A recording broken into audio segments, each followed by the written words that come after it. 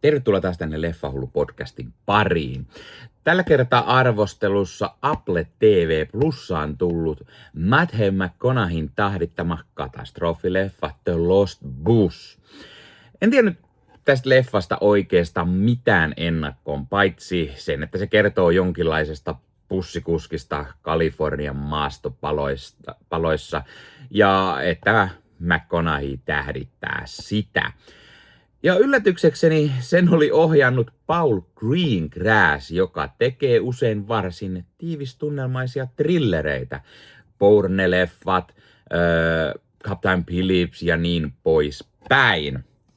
Ja ennen kuin puhutaan enemmän tässä leffasta, niin täytyy totta kai mainita, että jos katsot YouTuben puolelta, niin pistä hei peukkuu, pistä kanava tilaukseen, muistuks kellosta päälle, näitä aina koska tulee uutta sisältöä, ja se totta kai auttaa myös kanavaa tukemaan. Leffahullu-kanavan jäseneksi voi liittyä, sillä tavalla myös tuet kanavaa ja näet videoita ennakkoon. Siellä on nyt aimo-annos kaiken näköistä ennakkoa jo katsottavissa, ja osa niistä tulee sitten joskus kanavalle. Siellä on aika paljon kaiken näköistä tulossa, mitä haluan tiettyyn järjestyksessä julkaista, ja osa on jo valmiina kuvattuna odottamassa siellä, ja jäsenenä pystyt jo näkemään niitä aiemmin.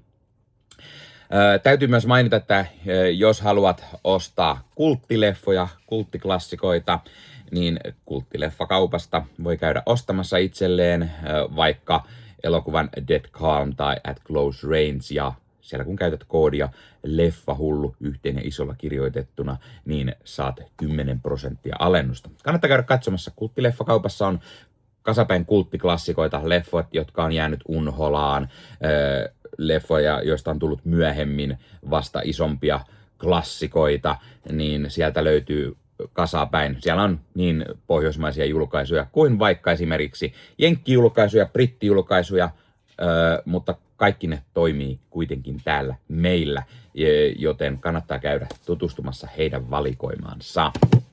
Nyt kuitenkin arvostelun pariin. Eli The Lost Bus. Ensimmäisenä täytyy sanoa, että mikä leffa. Siis todellakin alright, niin kuin McConaughey sanoisi.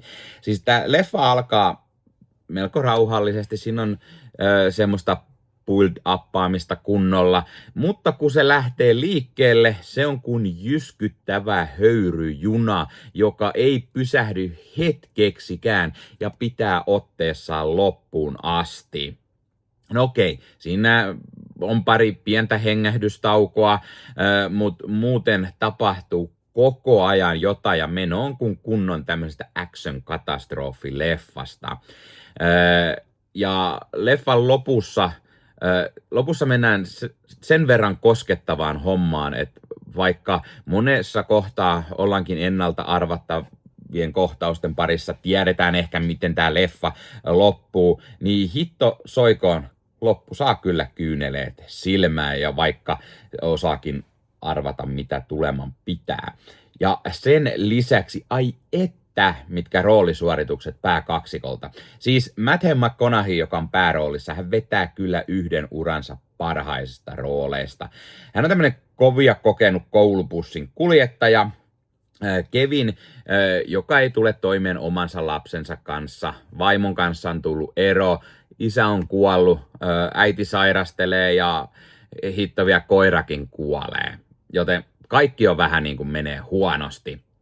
Mutta sitten kun tulee Kalifornian historian kovimmat maastopalot, ne uhkaa Paradisen kuntaa, Paradisen koulua, niin Kevin lähtee sitten pelastamaan sieltä parikymmentä oppilasta ja yrittää kuskata heidät turvaan, kun sitten nämä jättimäiset tulimeret vyöryää ympärillä. Siinä myös pikaisen leffan juoni. Ja McConaughey vetää kyllä todella hyvin, hän tulkitsee hienosti tätä Kevinia, jolla elämä on potkinut päähän. Hän on vuosien tauon jälkeen palannut synnyin kaupunkiinsa ja sitten tapahtuu kaiken näköistä. Ja siellä samassa nähdään American Ferreran näyttelemä hahmo, joka sitten on tämän Paradisin koulun opettaja, ja hän taas on koko elämänsä asunut täällä Paradisessa ja America Ferrera näyttelee tätä Maryä todella mahtavasti, ja hän sitten yrittää tämän Matthew McConaugheyn näyttelemän Kevinin kanssa pelastaa nämä lapset ja viedä heidät sitten turvaan vanhempiensa luo. Tämä Kevin Mary duo muistutti välillä vähän Keanu Reevesia ja Sandra Bullockia elokuvasta Speed. Tämä sijoittuu suurimmaksi osaksi bussiin myöskin, mutta eihän tässä ole sit lopulta periaatteessa mitään siinä mielessä samaa tämän leffan kanssa. Ja Matthew McConaughey ja America Ferrera on hyvin erilaiset roolihahmot vetää tässä kuin nämä, ja molemmat vetää kyllä todella mahtavat roolisuoritukset. Tosi mukava nähdä taas American Ferrera, en edes tiennyt, että hän on tässä mukana, mutta tämä taas näyttää, miten mahtava näyttelijä hän on. Muissa rooleissa nähdään muun muassa Matthew McConaughey oma poika, Livy McConaughey, joka näyttelee tämän Kevinin poikaa Seania. Sen lisäksi tässä nähdään Kay McConaughey, eli Matthew McConaughey oma äiti, joka tässä näyttelee tämän Kevinin äitiä, Sheria. Sen lisäksi on Ashley Atkinson, joka näyttelee Kevinin pomoa, Rubia, ja Yul Vasquez, joka on tämmöisen paikallisen poliisilaitoksen päällikkö Martinez, joka sitten taas yrittää tulla toimeen tämän jättimäisen maastopalojen kanssa ja yrittää saada sen hallintaan, yrittää saada pelastushenkilökunnan oikeisiin paikkoihin tukahduttamaan tätä ja yrittää taistella sitä tulta vastaan, mikä tuntuu hyvin mahdottomalta tehtävältä. Ja tämä on tosi mielenkiintoinen niin kuin aspekti, että nähdään sitä, miten haasteellista, miten mahdoton tehtävä näillä palomiehillä siellä oli. Ja sitten tämä koulubussi, kun yrittää päästä sieltä pakoon, ja kun tämä oikeasti perustuu tosi tapahtumiin, niin se on aika hurjaa menoa ja meininkiä. Ja tosiaan, kuten mä sanoin, niin Paul Greengrass on tämän ohjannut.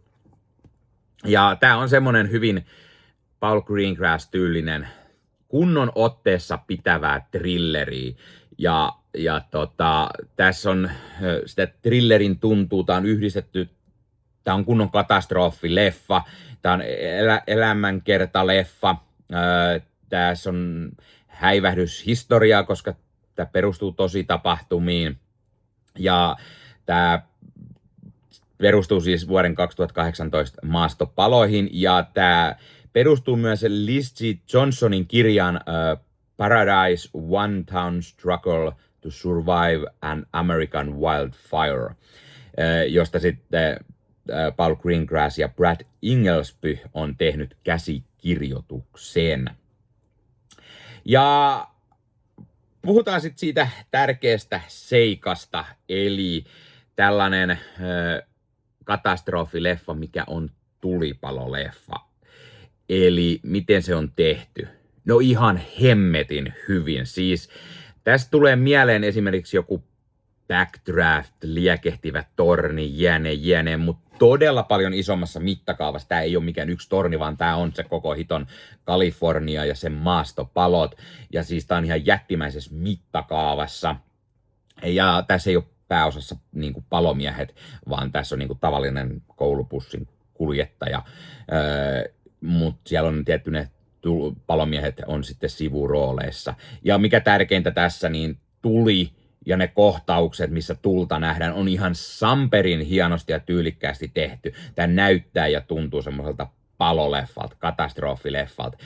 Osa on tehty praktikaalisti, mutta osa on selvästi vähän tehty tietokoneella ja ehkä vähän huvittavin paikoin jopa, mutta todella hienosti tehty.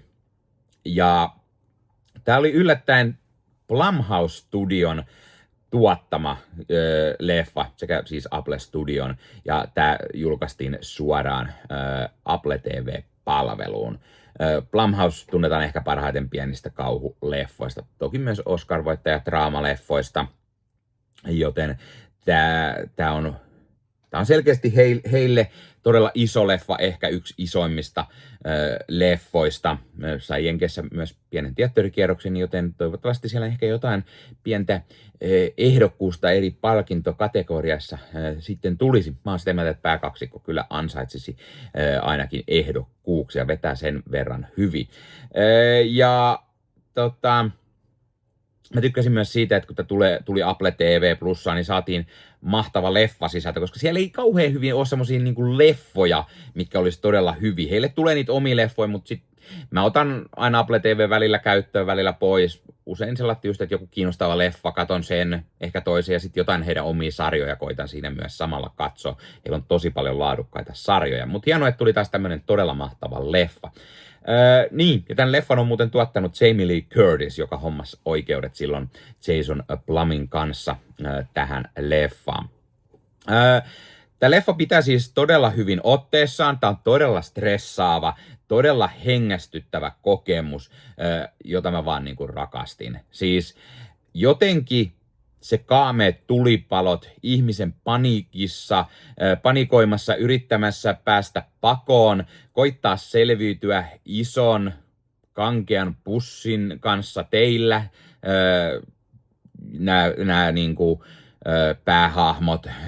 Sitten on kapeita tukossa olevia teitä, tulipalot nielee, niin se vaan oli niinku todella mahtava kokemus. Ja tämän Campfire-nimen saanut maastopalo on tosiaan siis Kalifornian suurin ja tuhoisin, ja tätä on tässä leffassa haluttu myös panostaa selvästi. Äänimaailma on myös todella toimiva tällaisessa, ja James Newton Howardin säveltävät musiikit taustalla toimii myös mainiosti ja tuo hyvää lisätunnelmaa. No onko tässä jotain huonoa sitten? No ehkä se, että on monilta paikoin ennalta arvattava, mutta koska tämä pitää todella hyvin otteessaan, on mahtavasti näytelty, kirjoitettu, lavastettu elokuva, niin se ennalta arvattavuus on melko pieni miinus lopulta. Ja mä annan tällä arvosanaksi 9/10. Mä pidin tästä todella paljon. Todella iso suositus. Pelkästään tämän takia kannattaa ottaa Apple TV käyttöön, jos ei sitä ole, katsastaa vaikka tämä leffa sieltä, koska tämä on just semmoinen, minkä takia se palvelu kannattaa ottaa käyttöön. Tämä on todella hyvä leffa ja mä oikeasti suosittelen tätä. Tämä on katsomisen arvoinen leffa ja tämä oli yllätyshitti. Mä en edes tiennyt, että tämmöinen on tulossa. Näin vaan jonkun pienen mainoksen Apple TV:lle, että siellä on Matthew McConaughey. Mulla ei ollut edes Apple TV käytössä. Mä katoin vaan, että mitä uusia leffoja oli tullut vuokrattavaksi. Mä etin jotain tiettyä vähän Halloween kauteen sieltä. Ja sitten siinä vaan näkyisi Matthew McConaugheyn naama ja mä näin jonkun lyhyen arvostelun tai sellaisen, missä mainittiin, että saattaa olla todella hyvä leffa, joten kiinnostuin sen takia siitä. Jos oot nähnyt tämän leffa, pistä kommenttiin. Mitä mieltä oot siitä? Tykkäsitkö? Et? Miksi et?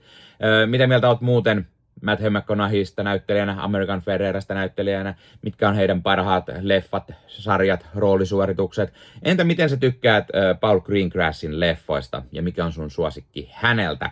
Entä mikä on sun suosikki katastrofileffa all time? Voi olla tietty vaikea sanoa, niitä on ihan hirveän paljon. Armageddonit ja Independence Day ja niin poispäin. Emeryhillä on joku 6 triljoonaa sellaista, joten niitä on ehkä vaikea sanoa. Mutta pistä kuitenkin kommenttiin, että mitkä on sun suosikkeja. Ja muista ottaa Leffahullu somekanavat haltuun, Instagram, TikTok, Facebook-sivusto, Facebook-ryhmä Leffahullut. Niihin kaikkiin voi tulla juttelemaan, kertomaan mietteitä tästä. Tai Leffahullun Discord-kanavalle. Sinne voi myös tulla juttelemaan leffoista ja sarjoista ja kertoa mietteensä, mitä mieltä olet niistä tai juuri tästä kyseisestä leffasta. Noniin, tämä oli Leffahullu podcast tällä kertaa. Ei muuta, ensi kertaa. Semmara.